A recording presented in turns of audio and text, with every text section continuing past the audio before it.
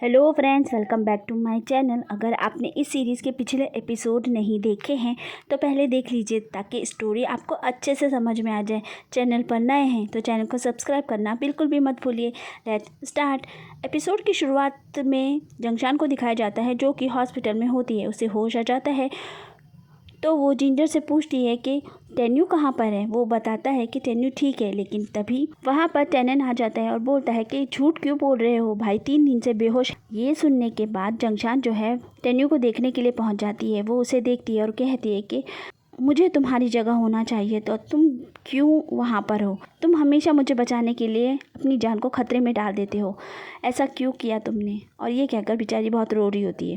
अगले सीन में दिखाते हैं कि डॉक्टर पूछते हैं कि इनको कोई प्रॉब्लम है क्या। तो जिंजर बोलता है कि पहले इन्होंने डिप्रेशन की दवाइयाँ ली हुई। इसके बाद डॉक्टर कहता है कि उस लड़के को समझाओ, अगर उसने आराम नहीं किया तो वो खुद बीमार हो जाएगा। पिछले 3 दिनों से वो वहीं पर है, जाओ और उसे थोड़ा आराम करने के लिए बोलो। जिंजर कहता है ठीक है। जिंजर टेनन के पास जाता है और उसे कहता है कि आपको थोड़ा आराम कर लेना चाहिए, आपके भाई ज़रूर ठीक हो जाएंगे, आप परेशान मत होइए। तो वो कहता है कि मैं घर नहीं जाऊंगा, मैं यहीं पे आराम कर लूँगा। सीन यहीं पे कट हो जाता है। अगले सीन में दिखाते हैं कि जंगशान जो है टेन्यू को देखने के लिए जाती है। वहाँ पर टेनन भी होता है। वो कहता है कि तुम तो चाहती थी ना कि मेरे भाई मर जाए।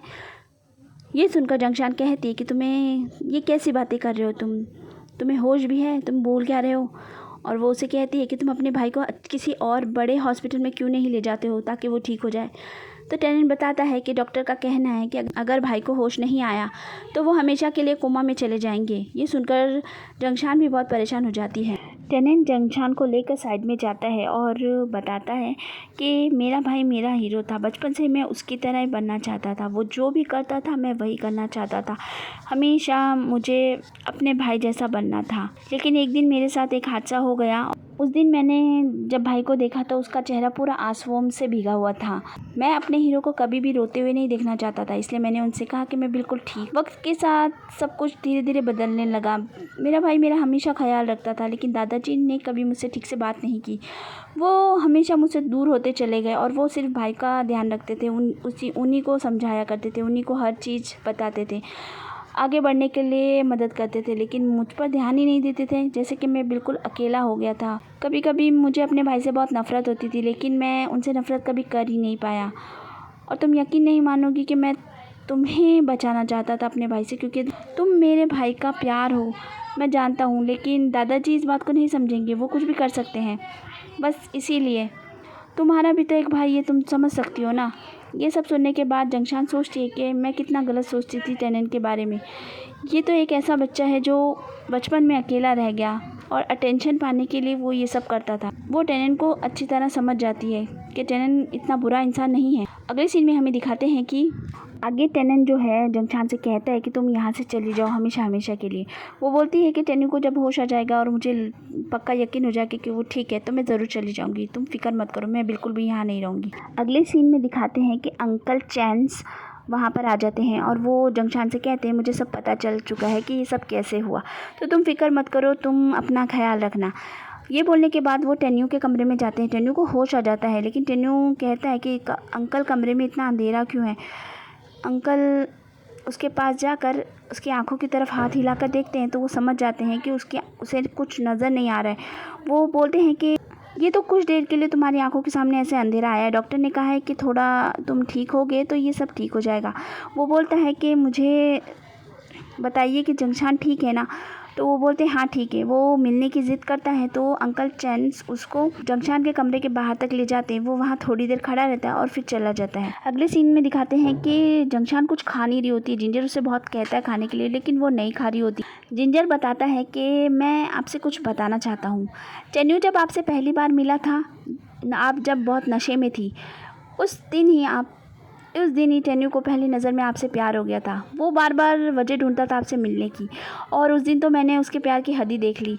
जब आप आग में फंस गई थी वो बहुत पागलों की तरह हो गया था। वो आपका नाम ज़ोर ज़ोर से बुला रहा था, लेकिन जब उसे कुछ समझ में नहीं आया तो उसने गाड़ी ले जाकर दीवार तोड़ दी और बिना कुछ सोचे समझे ही अंदर चला गया। और आपको बचाने के लिए उसने अपनी जी जान लगा दी, लेकिन आपने किसी और का नाम ले लिया। ये सुनने के बाद वो थोड़ा परेशान हो गया, फिर भी उसने आपकी मदद की।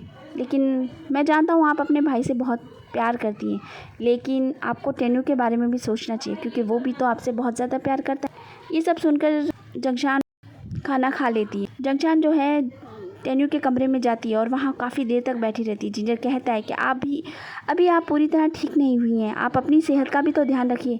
तो जंगशान कहती है चाहे कुछ भी हो जाए, पूरी ज़िंदगी ही चाहे क्यों ना बैठना पड़े, मैं इस टेन्यू के साथ यहीं पर रहना चाहती हूँ, मैं उसके साथ अपनी पूरी ज़िंदगी बिताना चाहती हूँ। वो होश में आ जाएगा तो मैं उसे बहुत कुछ बताना चाहती हूँ, कहानियाँ सुनाना चाहती हूँ, अपने दिल की सारी बातें बता देना चाहती हूँ।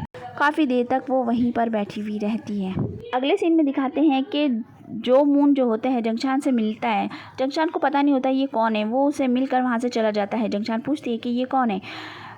जिंजर बताता है कि डॉक्टर लू के पिता हैं, लेकिन साथ ही ये लंगशान के भी पापा हैं।